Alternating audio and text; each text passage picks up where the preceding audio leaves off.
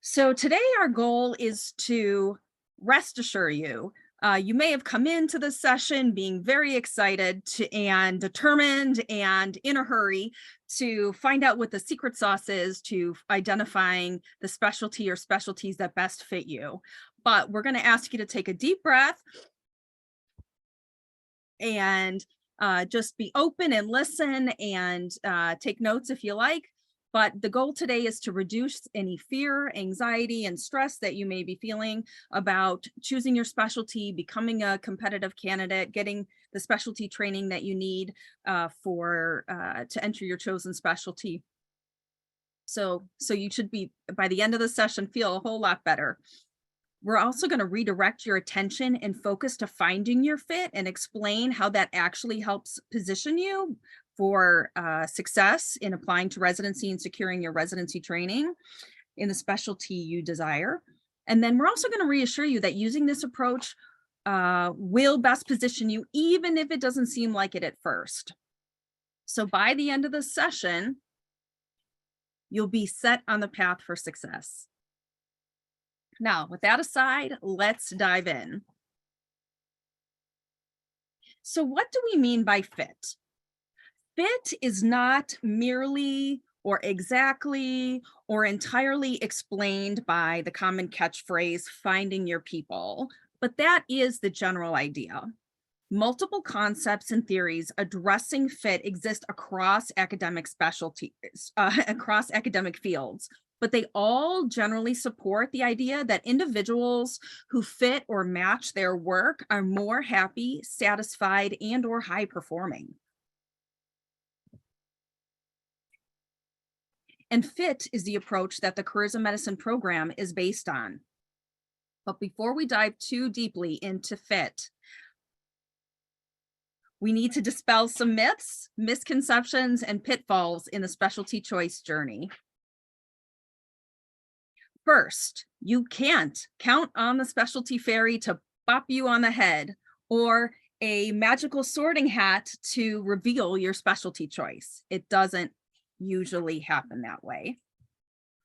Also, please know that the medical school curriculum only exposes you to a small subset of the career options available. On the Careers in Medicine website, we have 160 plus specialties and subspecialties represented, and those are just the official ones. There are even more unofficial and emerging specialties, and there's just no way to fit all of that into the medical school curriculum. Also, entering your chosen specialty is not a slam dunk, solely based on whatever your heart desires, as lovely as that would be. Unfortunately, there's a process, and to enter your chosen specialty, you must first complete residency training in that specialty. And to do that, you must apply to and match or otherwise secure the position that provides you the necessary training. But no need to panic. The majority of MD and DO seniors who participate in the National Resident Matching Program Main Residency Match, which is the largest matching service in terms of the most specialties that participate, the most residency programs and positions that participate, and the number of applicants who participate. The majority of MD and DO seniors who participate secure at least their first year of residency training. And that match rate hovers around 93 to 95% year after year after year. However, what you don't need to know is your specialty choice. And not only will I tell you why, but I'll share some data to demonstrate it.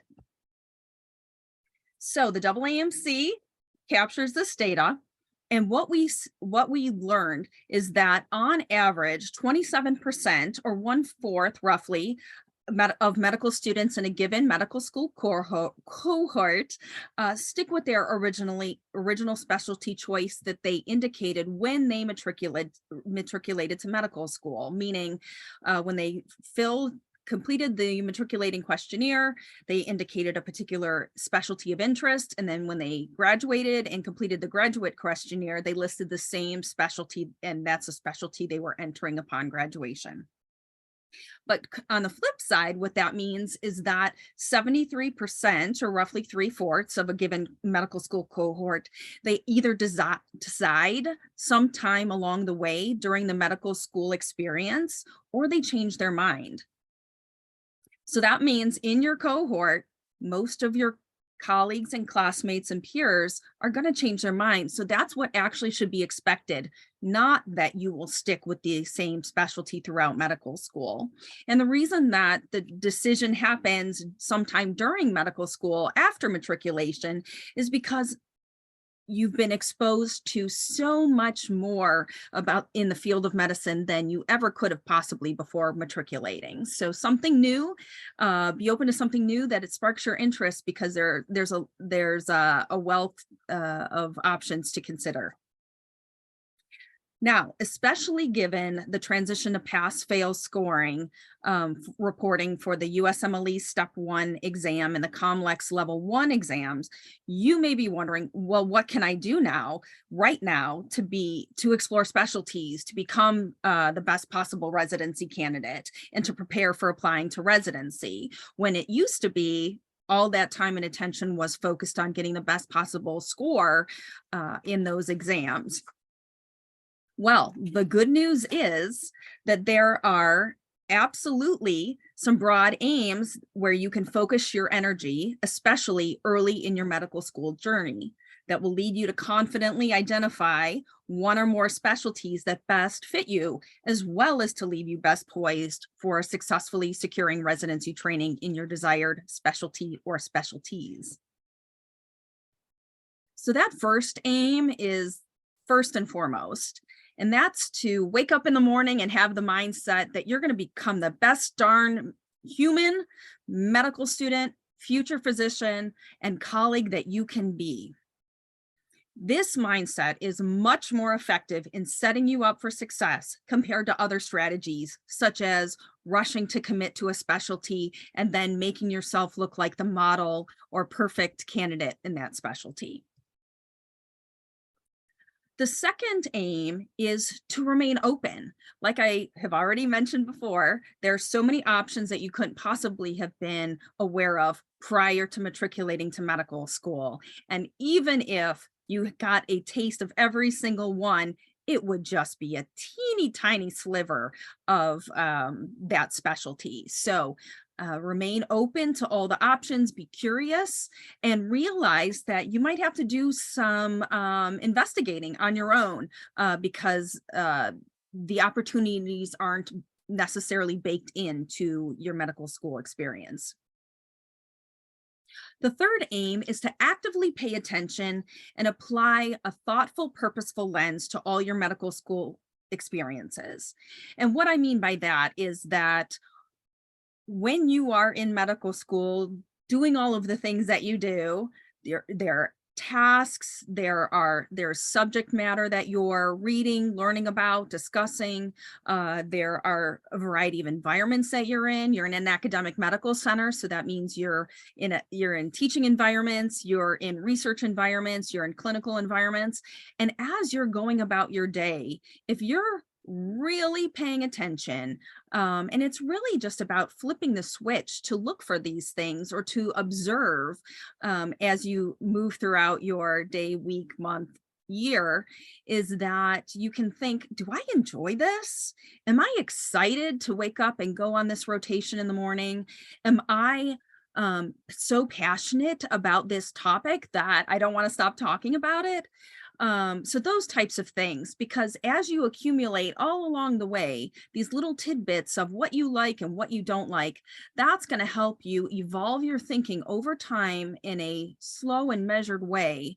And it removes a lot of the stress and pressure of trying to make a decision in your third year or early fourth year. When you get to those clerkships, you really should be using those to confirm your specialty choice, not to start trying them on or to start investigating them.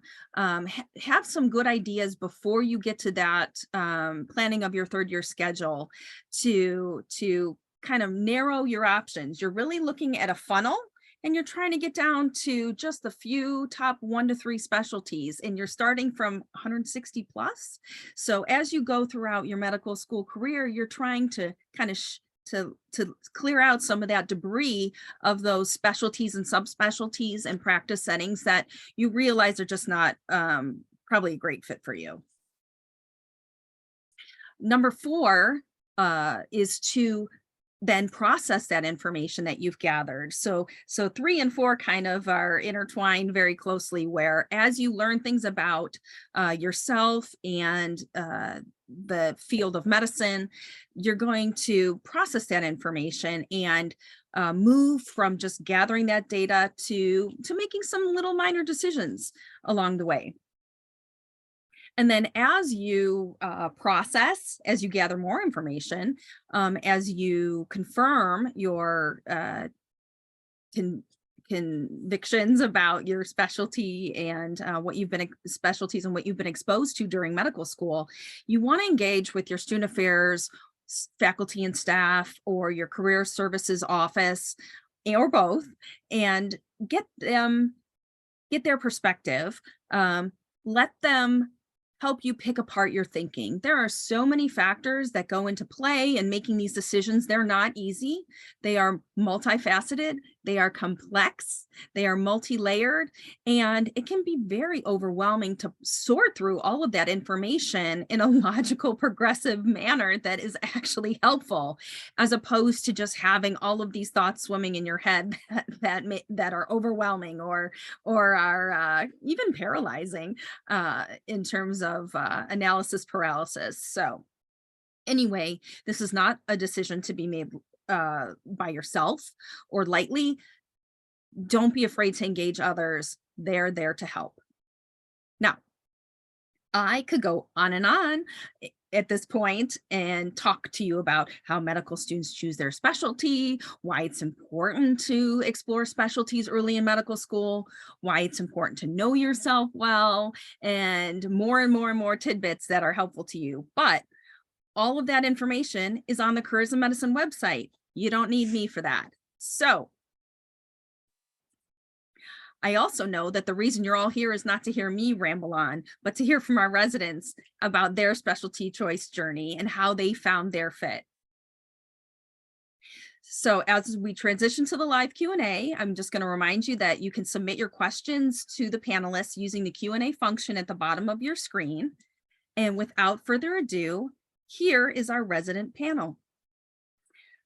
Panelists, if you please turn on your videos and introduce yourselves in order of appearance on the slide. Well, good afternoon, everybody. Thanks, Kelly. My name is Andrea. I am a psychiatry resident. I'm also an IMG. I'm originally from Venezuela. I went to medical school there, and before starting residency, I worked in research for a few years as I was getting ready my application and taking the steps, etc. That was in Miami at the Miami VA, and after finishing up with all my steps, etc., then I moved to New Jersey to start my residency program. And I'm very happy to be here with you guys and answer any questions. Thanks, Andrea. Hi, friends. My name is Diana. I'm a second-year family medicine resident at Georgetown University and a graduate from the University of Minnesota. Also an LMSA mentor. If we have any LMSA students on the call, happy to be a resource for all of you today. Thanks, Diana. Hey guys, my name is Alexis. I'm a second year over at Duke University in the Department of Pediatrics. I graduated from the University of Vermont, and I'm excited to answer all your questions today. Thanks, Alexis. Good morning, everyone. Or actually, good morning for everyone on the West Coast. Good evening or good afternoon for those on the East Coast. My name is Dale Hodge. I am a fourth year in the Department of Anesthesiology and Perioperative Medicine. I'm the research chief resident at Oregon Health and Science University for that department. I had a very, very long road to where I am now. I went to the University of Buffalo for undergrad in engineering and my master's in engineering. I worked in industry for a couple of years, designing surgical instruments. Then I went back to school for about 9 years, did an MD PhD at Albert Einstein College of Medicine. My PhD was in stem cell and cancer, basically stem cell and cancer biology. And now I'm finishing up at in the research track at OHSU in Portland, Oregon, and I am doing my research in tissue engineering. So it's a very long road, but getting towards the end of it right now. Thanks, Dale, and very glad to have you all here. We're going to open with some pre-planned questions to kind of set the stage for the rest of the live Q&A. After we get through these opening questions, we'll then open it up to the audience and start taking questions from the Q&A. So to our panelists, let me do that. All right. First question, and somebody just feel free to jump in and go first. When you started medical school, did you have any specialties you were interested in? If so, why were you interested in that specialty or those specialties? Does anyone want to start? I can start, guys. So when I started medical school, I thought that I was going to do dermatology, which is nowhere near where I ended up. And very quickly, I realized that I was really interested in general like physiology of medicine. And so that put me inclined towards adult cardiology.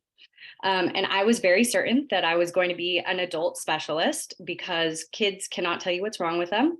And they are gross. They, drool and spit and sneeze all over you. And I spent pretty much 3 years of medical school thinking that I was going to be an adult doctor. When I did my pediatrics rotation in my 3rd year, I had one of those lucky, like light shining in as I'm holding a baby type of moments, which I think not very many people have. And I realized that I had the most fun in pediatrics. I realized that in the mornings I woke up and I was happy to go to work and I was excited to interact with the kids. And I had dread most days when I was like in surgery or in OBGYN or any other adult medicine field. And I realized that as gross as they are, they're super cute and they just make me smile. And if I'm going to go to work every single day and do the same thing for like 4 decades, I might as well like what I do. Absolutely. Thanks, Alexis. Who wants to go next? I can go next. I have almost a 5-month-old, so I can tell you, yes, they do sometimes do gross things.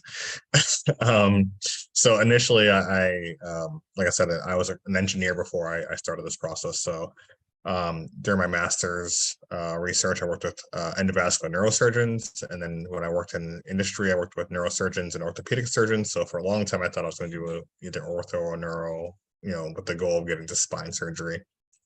And then because I did an MD PhD, I was in school for a while, and I had the benefit of a lot of my colleagues graduating before I did, and I was able to sort of get the lowdown of like what their specialties were before I got to even rotate. And so really I was still very much interested in surgical fields, but the lifestyle surgery after a while, I was like, there's no way I can do this. So I took a step back and I really liked, doing procedures though. I still want to be really technically involved with the patient. I liked anatomy, physiology, pharmacology. And then one day we had an alumnus come back, and he was an MD PhD also, but also was in anesthesia. And he explained his job and basically explained that you are like the patient's guardian angel. You're keeping you're keeping the patient alive in spite what the surgeon is doing to them. So I thought that was really cool. The patient interactions are very brief, but they're very meaningful.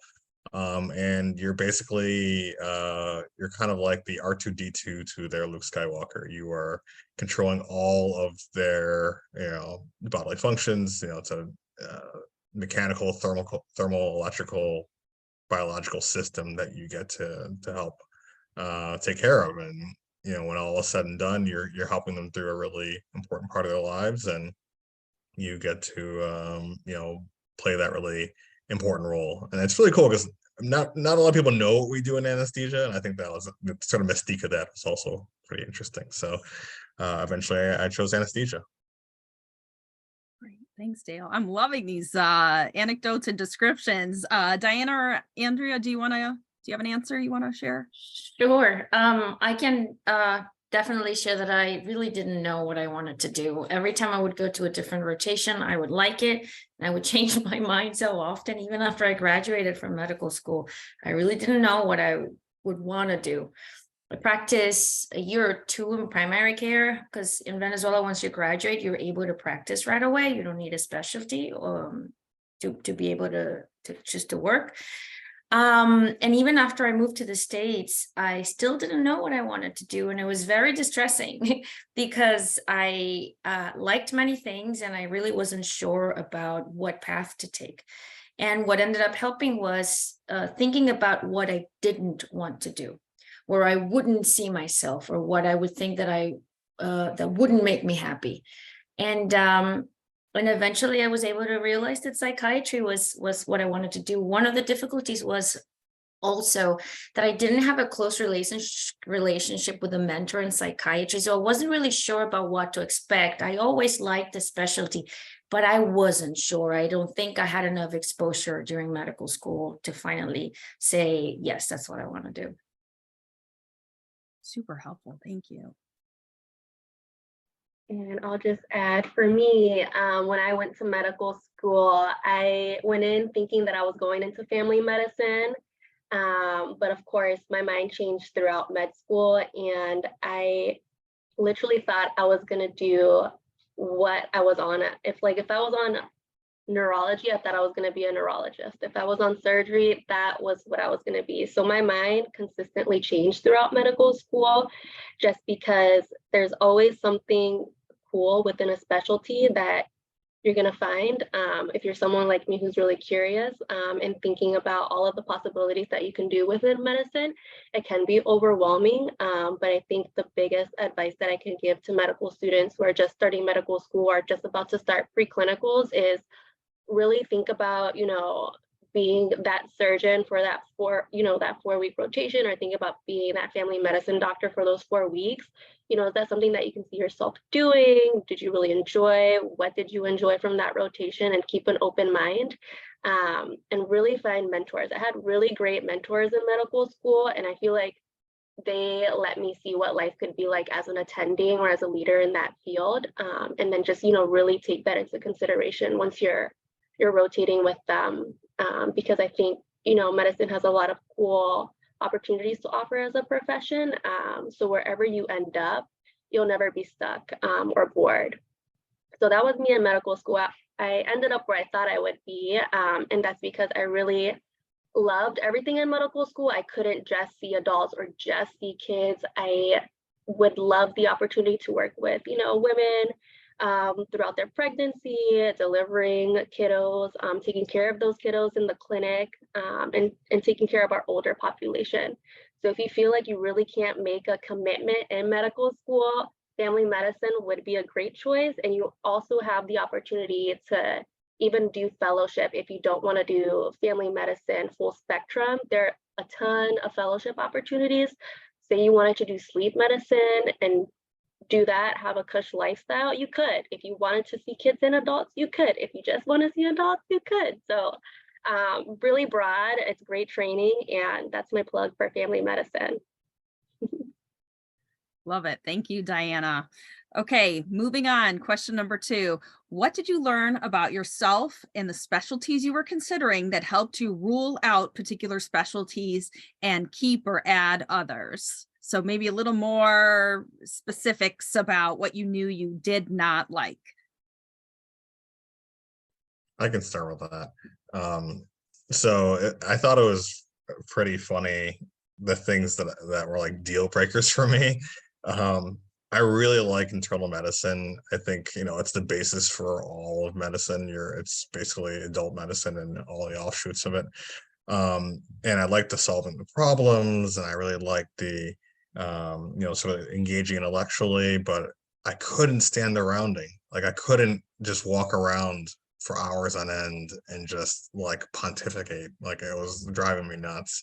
As much as as much as the problems were interesting, I just couldn't, like, I wanted to do something about it. And also, sort of in the same specialty, the note writing. I couldn't stand the note writing. It was like writing a novella. Like, it was a rainy day and I was talking about this person's heart failure. Like, I was like, I can't do this. Like, after a while, it just became too much. So after, those are like deal breakers for me. Rounding, note writing. And then, a big breakdown is surgical or non-surgical. So if you can think, do I like being in the OR? Then, like, surgery is for you, but like the lifestyle of surgery is a whole different animal. If you see yourself in the OR and you like it because it's interesting, maybe anesthesia is for you. But if you could see yourself doing nothing else but being in the operating room and like cutting people therapeutically, then then maybe surgery is for you. So that was my breakdown. So like, what were my deal breakers, and then medical, surgical, I think the first two big branch points. Spot on, and great examples, Dale. Thank you. I had actually like the same kind of thought process as you, Dale, except for opposite. So I loved rounding, like standing there and postulating about all the different diagnoses and the underlying causes was my jam. So I really liked internal medicine as well, and all the different offshoots. So when I was thinking about broadly, like adults versus peds, and when I was more so in the adult field, I was trying to think, okay, I know that I want something where I'm like rounding. I want something that's organized where I can like put all my thoughts in one note, and keep track of those daily. But then within that, how can I specialize? So I like things where I get to use my hands. I like physiology. So where can I go in that? I thought maybe for a minute, like rheumatology. And then when I switched over to pediatrics, I realized that I still really wanted something where I could use my hands a lot. And that's kind of leading me towards the ICU right now, because then you have the option to, do procedures, but you also have the option to play with the vents. But it's also general medicine as well. And I still get that like postulations, pontifications opportunity as well. Super helpful. Thanks. Andrea or Diana? Yeah. I think a big component of my decision was lifestyle. Yes, I was interested in surgical specialties at some point, but I just really was not willing to put all the time that was needed. I feel like, to me, a job, you need to work to live, not live to work. that's what I like to apply. So that definitely was helpful in terms of choosing what I wanted to do. Great. And for me, I feel like I am just a really curious person, so I couldn't just do one specialty and then just focus just on one aspect of the patient. So for me, that definitely put me towards more of like a generalist specialty or primary care specialty. So I feel like that's what I learned during medical school, and really getting to know that about yourself, just figuring out, are you more of like a generalist, or do you like to have like a more narrow focus in your career when it comes to your specialty? Will help you figure out what you want to do. All excellent points. Thank you. Okay, question number 3 and our final opening question. So we'll jump right into the audience Q&A in just a second. How did you ultimately decide which one or more specialties you would apply to? Were you focused on the starting point? For example, internal medicine, peds, or general surgery? or the endpoint? I want to do this incredibly specialized thing and just need to figure out how to get there. What was your residency application strategy? And did you consider different paths to get to that end result? Does anyone want to go first? I can go first. So for me, the idea about choosing for me was the starting point, because obviously I had so many interests, and I wasn't quite sure like how I could apply all those things together. But broadly speaking, the first decision point for me was adults or peds. And I think there are people who don't choose and do family medicine. And then sometimes people who do like med peds as well, who don't choose. And they sometimes have niches that help with that. But for me, I was able to choose, and I was able to kind of choose it narrowly, down to at least pediatrics. And then when I was applying, I'd say the biggest piece of advice that I think worked for my application was coming up with a theme for myself. So I think we all have very similar characteristics, resumes, and applications in general. And so I think figuring out who you are as a person and what you want your application to center around. So instead of being multiple different things, choosing your strongest suit and leading with that, and everything around your application kind of focuses on that. That's a fantastic answer. Who wants to go next? I can go next. Thanks. Andrea. So the first question was about how many specialties to apply to, right? Yeah, so I, given the fact that I am an IMG, I always thought that I needed to have a backup plan. And at that point, according to whatever data I was able to review, matching in internal medicine was easier than matching in psychiatry. So I did apply to a few programs in internal medicine as a backup plan in case I wouldn't be able to get enough interviews in psychiatry. Again, I want to stress this a lot. As an IMG, it's different because your options are a little bit more limited, especially when you need a visa. So you do, as an applicant, need to be a little bit more flexible when it comes to your application. What I focused the most during with my application was research. I spent quite a good amount of time doing that. So that was the focal point of my application. And obviously just talking about my values, who I was as a physician, and what I wanted to contribute to the field, or how I wanted to contribute to the field, and try to be as honest as possible. And that's it. I love that, Andrea. Thank you. Anyone else? That was great advice that Andrea just gave. So I know everyone in med school has a game plan. So have your game plan, thought out, but it's okay if that changes. For me, in my third year, at the end of my third year, I was considering applying or matching into general surgery, family medicine, and neurology. And so if you find yourself in that position at the end of third year, you're just like, I don't know what I want to do yet. Talk to a lot of people, talk to residents in those fields, talk to your faculty advisor, talk to faculty in those positions to really get an idea of, what makes the best sense to you, and look over your CV. That's going to give you an objective way to look at what you're really interested in. What do you like spending your time in? And so that's what I ended up doing, looking at my CV and saying, well, if I really want to do advocacy, will I really be able to do that and stay on top of my surgical skills? Probably not. So maybe if I do want to see full kids and adults, maybe I should go into family medicine, and that will give me, a bunch of opportunities to find my niche if I want. Great answer. I think I forgot the first part of the question. I think it was just how do you choose it?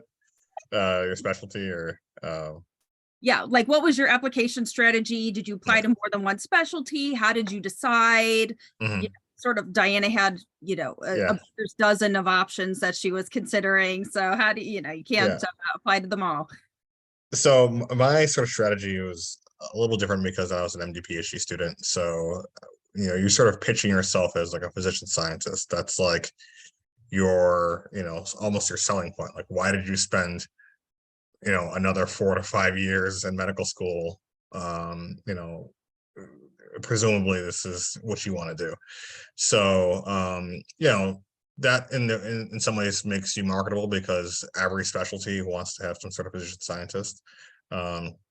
So I sort of led with that, but I also sort of wanted to pitch myself as sort of like, I can do whatever you want in academic medicine. So I can do mentoring, I can do outreach, I can do administrative work. Like, that's sort of your selling point, is that no matter what you get into, you can do it all.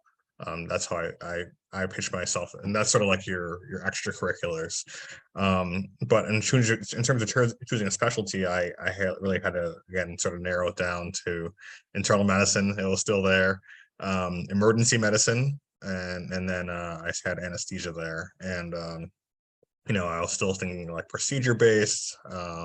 I was still thinking something that would allow me to have meaningful relationships with my patients. Not, I mean, I think every specialty does, but like, your relationship as an internal medicine doctor is different than an ER doctor or an anesthesiologist. So I think actually the shorter, more compact sort of relationships were more my style.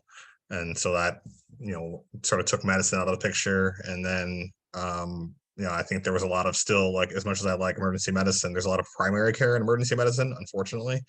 And so I was like, well, as much as I like this, I really want to, focus on really what I'm doing. So that broke it down further to anesthesia. So just sort of like, again, talking to people who are ahead of you, residents who are you're rotating with, or attendings that you're rotating with, because they can really give you an idea of what the lifestyle and what your practice scope will be. Excellent. Great decision tree there. Okay, first question from the audience. Who's the lucky winner? Okay. My questions are filling up now. Keep them coming, please. Okay, for our panelists, as an MS1, I am entirely undecided on what I want to pursue. How did you know which opportunities to prioritize or make time for if you did not know what your goal was? For example, choosing between 2 research fields because I am interested in both, but don't know what would be best for my resume. Before my panelists chime in, I'm going to chime in first and say that in careers in medicine, we work with a ton of excellent career advisors and medical students and residents. And what we have heard and what aligns with the careers in medicine 4-phase career planning process is that to follow your interests and passions.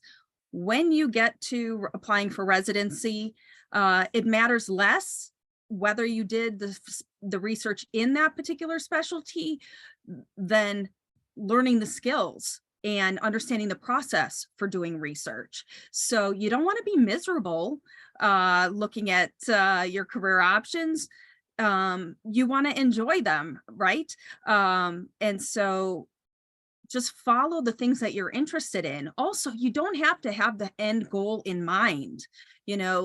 Twists and turns are going to come around as you engage, and things that you never thought were possible or even had on your radar are going to pop up. And when you present yourself, as Alexis was saying, when applying to residency, knowing who you are, what you want, what excites you every day, that's the most important. The other thing I was going to say was is just that at this point, when you're new to medical school, don't dive deep into experiences like, let me do this very specific shadowing experience, because it's pretty risky. You're putting all your eggs in one basket. You're signing up for something that could be lasting a long time. Do some research, do your research first in a very low stakes way. So that's why the Careers in Medicine provides all of the specialty profiles that we do. You can read, see data about, and also look at workforce projections. I mean, we have a wealth of data in those specialty profiles. Read about them, even just reading or listening to podcasts about how different physicians work in their specialty. All of those things are going to give you some tidbits that are going to help you, navigate toward one direction or the other. So now I'll stop and I will turn it over to our panelists. Do you want to add anything? Yes, definitely. I'd like to add that I think it's great that as an MS1, you're already thinking about these things. As a first year medical school student, I was struggling with biochemistry, not even let alone thinking about doing research or anything like that. So I think it's great that you're interested in doing these things already. And if you're not sure about the type of field you want to go into, which is absolutely normal as a first year medical student, just pick the project that is more interesting to you. Think about other variables, the type of people that you're going to be working on, the amount of time that you have to put into the project, and also maybe which one of the two would be more likely to give you a publication or present at a conference or things of that sort. But I think, again, it's very good that you're thinking about this so early on. Thanks, Andrea. Great points. Anyone want to add? I'll move on then. I really like the work that general surgeons do, but don't like the lifestyle / working hours. How did you balance choosing a specialty based on lifestyle versus choosing one based on what you actually enjoy doing? Does anyone want to take? I can touch on this. Okay. So I think peds, when you think peds, it's probably like good lifestyle type of thing, but I will assure you that I work somewhere between 65 and 80 hours every week. So just because you choose a different specialty other than surgery doesn't mean that you have very limited time throughout your life. And I think what's important to note is that regardless of how little time I have, I make time for things that are important. So it's really about who you are as a person and how you prioritize your free time to create the life that you want to create. It really has nothing to do with the specialty, in my opinion. And I think doing what makes you happy is going to be less draining overall. And then you'll have like the capacity to go home and do the things that you want to do and participate in the life that you want to have. Excellent, excellent. I'm sorry, go ahead, Diane. I will also add, if you feel like surgery is the specialty that's for you, really think about talking to people who are general surgeons, right? Talk to the residents, ask them how they're getting through their work week, how are they making time for themselves, because if this is what you want to do, you'll get through it. Hundreds of people have done it before you, so you really just need to talk to people who are in the grind right now in residency, figuring out what life is like for them in this, finite 5+ years in residency and training. Because when you talk to the attendings, you're going to see that their lifestyle is quite different from the residents. And so if you can also talk to the attendings and try to figure out what their lifestyle is like, I'm sure you're going to find someone who has a lifestyle that you like, and they're also doing what, they're also in the specialty that you think you want to go into. So definitely start networking now that it's early on in med school to see if that's really what you want to do. I think that's a great point, definitely. And I think that I would also add, if I can compare choosing a specialty to choosing a partner, maybe like to the dating process, if at the very beginning, when you're supposed to feel passionate about it, when you're supposed to have more interest and feel more enthusiastic, you're doubting the choice because you're thinking that it may be too time consuming, it may not be the right specialty for you. Listen to your body, listen to how you feel when you're thinking about this specialty. Is it something that makes you feel calmer, or is it something that makes you feel a little bit more anxious? Of course, I have to say this is like actually resident, that really pay attention to your own body and your feelings when you're thinking about this specialty. Absolutely. 100%. Yeah. One thing I'd like to sort of add is that, your lifestyle will vary on your practice setting. So academic practice versus private practice are two different completely lifestyles. And what I tell medical students a lot is that the sort of like difference in lifestyle between your training as a resident versus your life as an attending that delta has to be big enough to justify the residency. So the way I think of it is that, and I hate keep mentioning general surgery, but like attending surgeons' lives are not much better than residents. So for me, that was a decision point. I was like, I'm seeing this attending here a lot. And I, you know, I guess that's the main thing, is that you want to make sure that that if you're going through like neurosurgery, a 7-year residency, you want to make sure your life on the other side is worth that 7 years. One thing is that for residents, there are no easy residencies. Everybody's putting in a lot of hours. So, you know, people think anesthesia is sort of like a cush specialty. It can be, but like you're going to work to get there. So no matter what kind of specialty you think is sort of a better lifestyle, you know, there's a lot of work before you sort of get to that, the promised land. Excellent points. I'm going to add a few myself. One is you can work as much or as little as you want in a specialty, and how many hours you work equates to how much money you make usually, right? So you can have a horrible lifestyle because you choose to work a lot in a specialty that does not have a reputation for a hard lifestyle. So just know that there's actually a lot of wiggle room. You can work part-time as a physician. That might sound crazy, but it is increasingly more common. The other thing too is that if you're thinking about surgery or procedures, another a layer is not just as Dale mentioned, the OR. You love being in the OR or you don't, but as technology evolves, there are increasingly more procedures that happen with tools and devices, and they don't have to happen in an OR. They can happen in an office-based setting. And so when you're looking at specialties, if you are interested in procedures and tools and shiny, you know, fun technology, you know, don't just look at the specialties that have surgery in the name. Dermatology has procedures, but there's no surgery in that name. So make sure you do some research. Use what you know about specialties, kind of the stereotype or the kind of talking points. There's so much more to that, to all of them than that. So you really got to do your homework and don't rule out any options, for sure. Okay.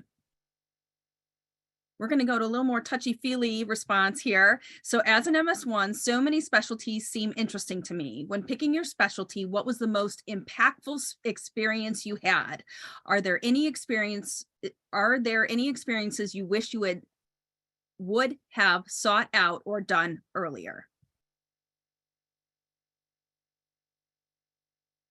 Yes, absolutely. So the one thing that I wish I would have done earlier on as a medical student is networking. So talking more to residents and talking more to attendings, because it wasn't until my tail end of my 3rd year that I got to be a first assist in a neurosurgery. And, you know, had I had that opportunity earlier on as a medical student, maybe I would have considered neurosurgery a lot more. So really the experiences that you get early on can change your game plan or what you want to do when you're closer to matching. So really, start talking to a lot of people and keep an open mind, because you never know what you're going to like, and you might surprise yourself. Absolutely. Thanks, Diana. Great points. Anyone else want to add anything? Alexis, can you maybe tell us a little bit more about that baby that was the sun through the window? Yeah. I was working in upstate New York, and it is notoriously gloomy during the winter time. It is basically Seattle weather, but freezing. And I was working in a newborn nursery, and I guess I hadn't really held that many newborn babies. And I was standing in the nursery, and I picked one up who started crying, and I was holding it, and the window was there, and I'm not kidding, the sunlight just and and I was like, oh my goodness, should I take care of babies? And then I was like, I think that's what I want to do. And here I am. So you did have the specialty fairy bop you. I did, but I'm still having midlife crisis between like doing the newborn nursery and being a PICU doctor. So those are very different, and I still struggle. Absolutely. Yeah, and I want to piggyback two things. One, I'm from Buffalo, New York, and I'm in Portland, so I agree that Pacific Northwest is upstate New York plus freezing. So I'm sorry you had to go there in the winter. But secondly, I think it's important to remember that, like, even though you may pick a specialty and pick a practice domain, that can change. And like, just like how you're in, middle of your training, like, what do I want to do? Do I want to do like PICU versus floors versus clinic? Like, you already chosen your specialty, and there's still a lot of choices to be made. And I think it's important to remember that for the attendees that, this evolves throughout the course of your career, and chances are you will not be doing the same thing for your entire career. So if you pick one thing and it doesn't work for you, you can always change later on. Absolutely. Thanks, Dale. I don't know if I had any, I think there were many things throughout my life that helped me decide what I wanted to do. I don't think I had a very specific moment that um, helped me understand that that's what I wanted to do. And I don't think I would have changed anything about the process, either talking to more or less people. I think even though my path was not straight, it took a lot of turns. Again, because I moved to a different country, etc. But everything worked out. So that's also something that I think would be important to add. We feel a lot of anxiety and a lot of uncertainty, but keep in the back of your mind that everything will work out. Absolutely, Andrea. Great points. Anyone else want to chime in? Otherwise, I'll move on. Let me go here. All right. I am looking for research opportunities, but don't know my specialty of choice at the moment. Will doing a research in a different specialty that I end up not liking or applying to make me less competitive for that specialty of my choice? Or do you recommend finding what specialty I do like before looking for research opportunities in those areas? I know I kind of touched on that a little bit, but can you guys, can you all take that over? Sure. As someone who's doing a lot of research, the whole important thing about a research is to understand the tools of how to do research. It doesn't matter if, like, I did my PhD in cancer and molecular biology, which you think has nothing to do with anesthesia, but I'm using the same tools in anesthesia. So I wouldn't want to, if you really are interested in a certain field, maybe you want to have them coincide, but I wouldn't say that you have to necessarily match your research to the field you're going into, because like they're both very dynamic. Like, you're going to change your mind, as you progress. If you're interested in research, I would just get a really cool research experience that you like, and then be able to apply that to whatever field you actually go into. Love that. Thanks, Dale. Anyone else? All right, I'm gonna punt this one right back to you, Dale. Why do surgeons and anesthesiologists have different lifestyles when they are both in the OR and at the same time? Good. Some of us make good life choices. Yeah, that's a good question. So we are, we're both taking care of the patient, but the surgeon is the star of the show. They can't leave.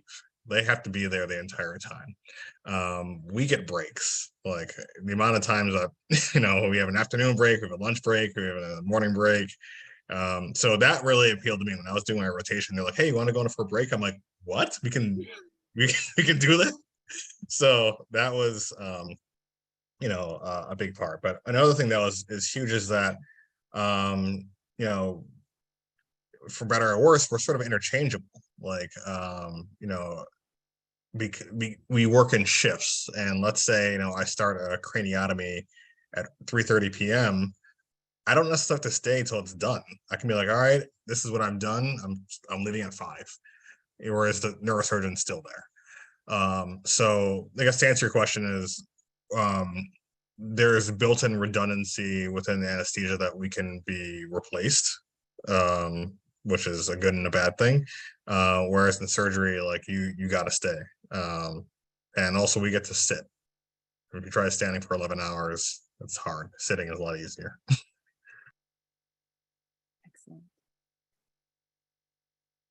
Okay. Next question. Hello, I am an OMS1 and have been doing a lot of research on family medicine residencies. That being said, there are a lot of resources and programs out there. How did you navigate these resources and come up with a realistic list of possible residency programs? I'll let our panelists decide first, chime in first, and then I'm going to wrap it up. Who wants to go first?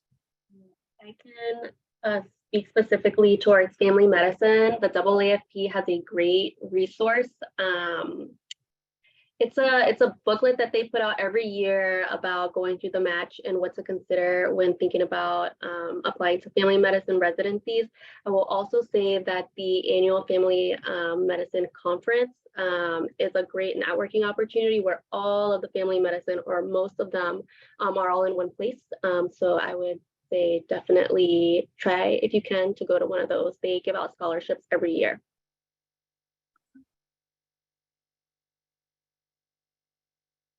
Anyone else want to chime in?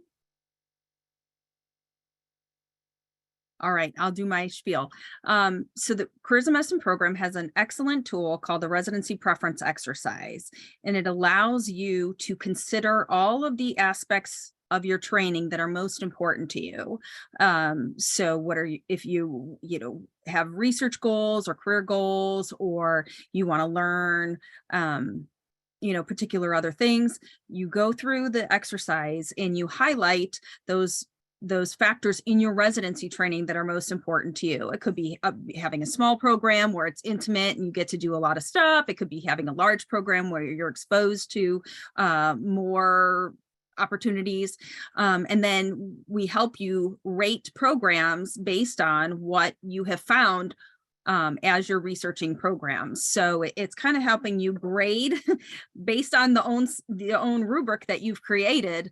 Does the program that I have, researched online, maybe had a phone conversation with a resident there, and eventually when you go on the interview, the information that I've gathered, does that meet my criteria? Does it have those things that I'm looking for? And sometimes it's hard to keep track of those things and make a deliberate intention decision. And sometimes we just feel like we're going with our gut. This is a more systematic way to help ground you and feel a little more calm and systematic about exploring those options and making sure that you feel good about the programs that you intend to apply to. Okay. Next question. I enjoy pediatrics and have always considered doing it, but there is a huge lack of research funding in this field. Did this affect your decision making in specializing in pediatrics at all? I guess that's for Alexis. We can all say that I did not choose pediatrics for the money, because in general, pediatrics has less money than other adult programs. So even the residencies, I will say, have less money. For instance, the internal medicine department gets lunch every single day and they get bougie lunch, whereas our pediatrics department had to fight pretty heavily in order to get lunch 3 days a week. And that also expands to research and general funding for pediatrics. If you're looking to get more access to things, I think it would be helpful to look at programs in big cities, so big academic centers, or especially like freestanding children's hospitals. Those places are going to have a lot more money dedicated to research and children in general. And I think if that's an important thing to you, that would be the best place to start. Excellent. Thanks, Alexis. Okay, next question. Do you all have any tips for finding mentors / networking during the preclinical years?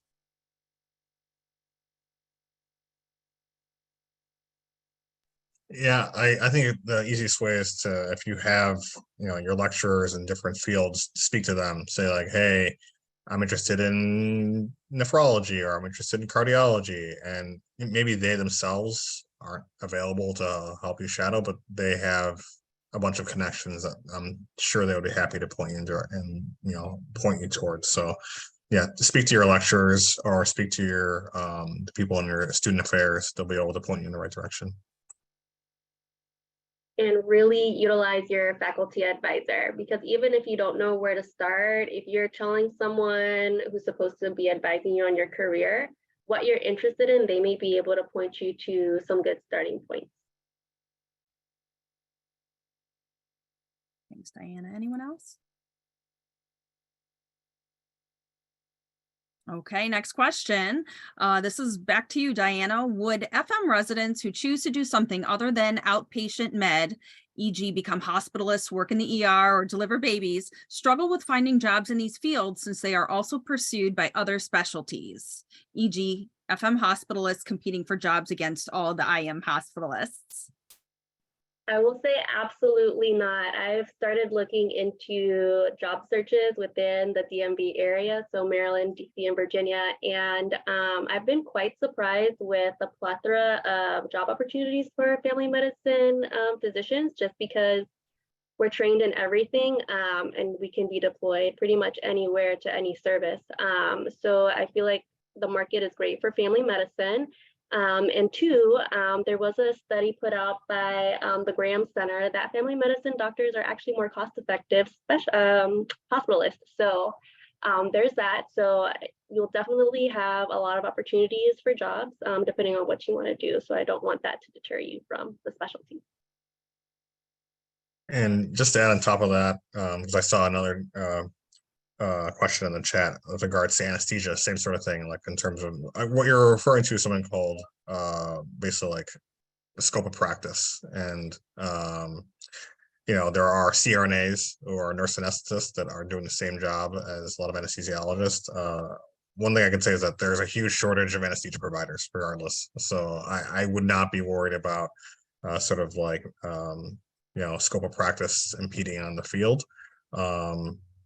The details are we can talk about at a different time, but long story short, there's no shortage of jobs for anesthesia. So if that's one thing you're considering, if that's something you're thinking about, like why I shouldn't go into the field, I wouldn't let that deter you. Agreed. Thanks, Dale.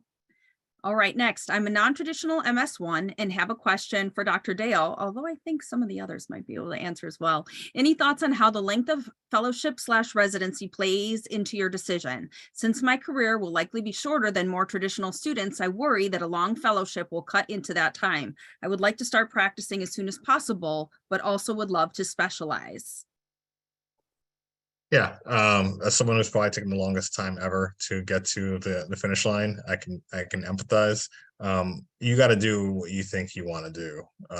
Don't let the scope or the length of training sort of deter you. Like if you really want to be endovascular neurosurgeon, you want to do 7+2, like that's what you got to do. But if you want to do let's say anesthesia and regional anesthesia, you do 4+1, that's what you got to do. So I don't know, obviously you want to make sure you're not getting to the point where you're like me and you've added like a decade to your training, but the most important thing is to do what you're interested in. And there's no short amount of time to get here. Like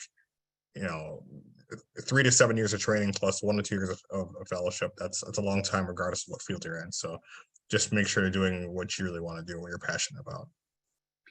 And Dale, would it be true that if you're enjoying what you're doing, the time will fly, and if you're not enjoying what you're doing, it will drag on? Oh yeah, absolutely. Yeah, I would say that what's the expression that if you do what you love, you never work a day in your life. It's mostly true. True. Love it. Anyone want to add anything to that, Andrea? Yeah, I'd like to add that as we're going into medical school and residency, we don't think about the possibility of doing non-clinical work. For those peoples that have big families, want to have more time at home, just think about that as an option, doing non-clinical work. As I was doing residency, I also started an MBA. And I realized that part of the things that I can do once I'm done with residency and fellowship is reduce the clinical load and do more administrative work.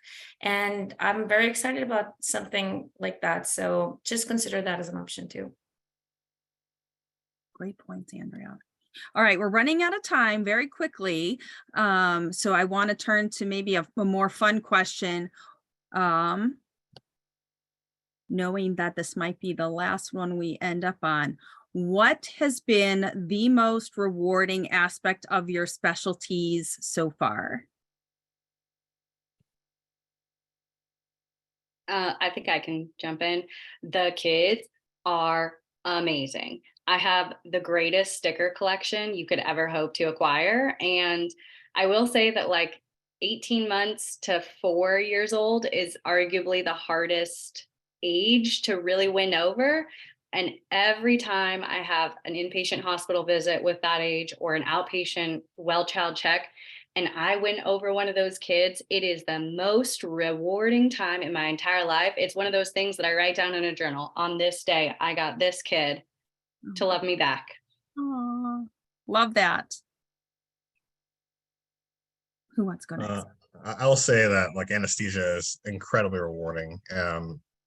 You are, like I said, you are taking people to oftentimes what could be, the hardest day of their life.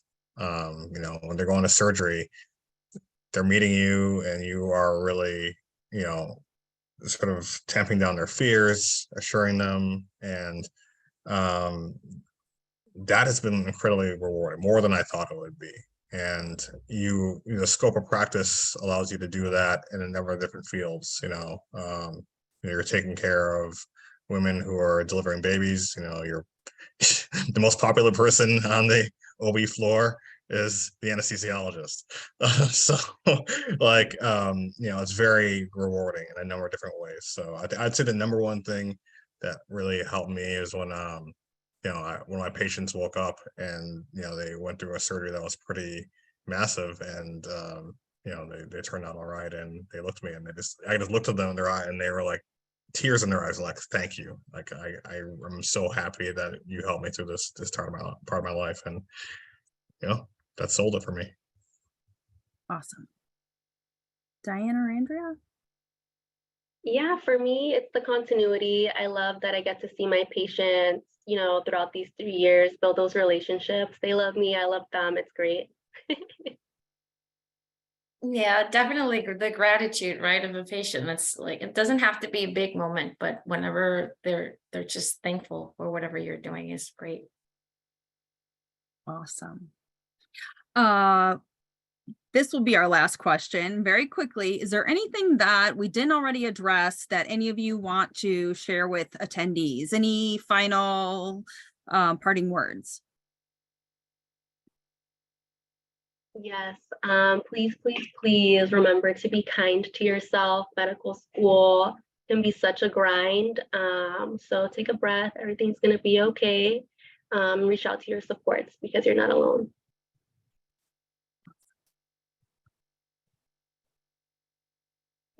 Make sure to do cool stuff that you enjoy. So very well said, guys. And again, the fact that you guys are here is showing up a big interest, right? So you guys are on the right path, and stay confident. And then I would say you can always change your mind, which has been said multiple times, but like there are so many people who change their mind throughout multiple stages of their career, and that is totally normal. Awesome. Excellent, excellent advice. So at this point, we are going to conclude today's session. Attendees will receive a survey after the virtual specialty forum live event ends. Please use the survey to share your feedback for the session. Again, the session has been recorded and will be available in the platform through April 23rd.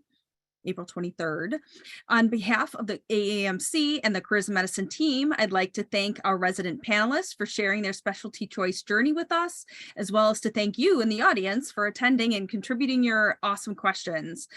At this point, we are going to sign off, and I'm going to encourage you to visit each and every one of those 21 specialty booths, because you don't know what you don't know, and chat with the residents in the Ask a Resident Lounge, especially if we didn't get to answer your question live during this session. Quite a few residents are hanging out there waiting to chat with you, so please go see them. And that is it. Thanks so much. Have a good rest of your day.